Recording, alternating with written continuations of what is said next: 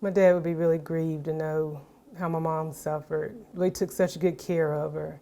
Tamika Dalton spent untold hours at her mother's nursing home window during the long, lonely months of the COVID lockdown. What she saw still haunts her. She says aides would drop off a food tray and leave, although 74-year-old Teresa Dalton couldn't feed herself, and that her mother would be left sitting in her wheelchair much longer than was good for the large sore on her lower back. She would tell me I've been here for a number of hours. She tried to get someone, she would use her call bell, and no one would come. This nursing home in Greensboro, North Carolina is where the retired pastor spent the last 2 years of her life. It is one of thousands across the United States where staffing levels, already considered inadequate by many experts, fell even more during the coronavirus pandemic. An Associated Press analysis found that about 1/3 of nursing homes have fewer nurses and aides than before the pandemic.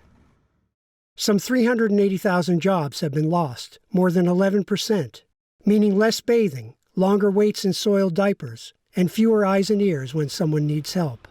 There is no way of knowing what role, if any, staffing may have played in Teresa Dalton's death.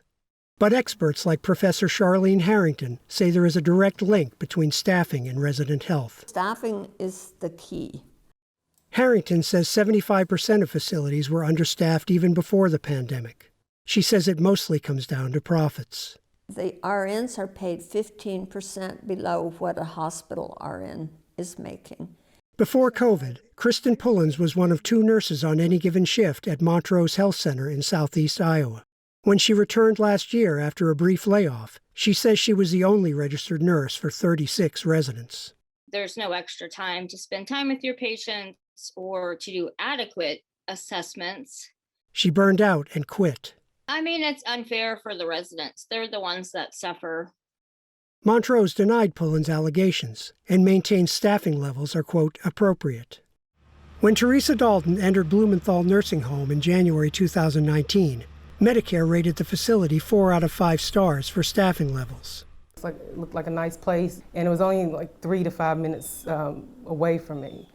But Tamika Dalton never thought her mother got the attention she needed, and that the pandemic only made matters worse.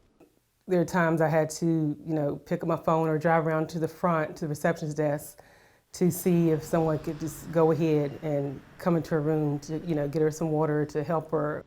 Staffing at Blumenthal is down 25% since Dalton arrived. Its rating in that category now a below-average 2 stars. Blumenthal's owner, Choice Health Management Services, did not respond to requests for comment. But in a letter to state regulators, company attorneys noted that despite repeated inspections, no charges or citations were issued in Dalton's case, and that, quote, the facility never fell below its staffing expectations. When Teresa Dalton contracted COVID in January, the family had her transferred to a hospice facility. Her daughter was holding her hand when she died on February 12th. She was a person who loved the Lord so much. And just knowing that she was going to leave to meet the greatest love of her life. That she wouldn't have to suffer anymore. Alan Breed, Associated Press, Greensboro, North Carolina.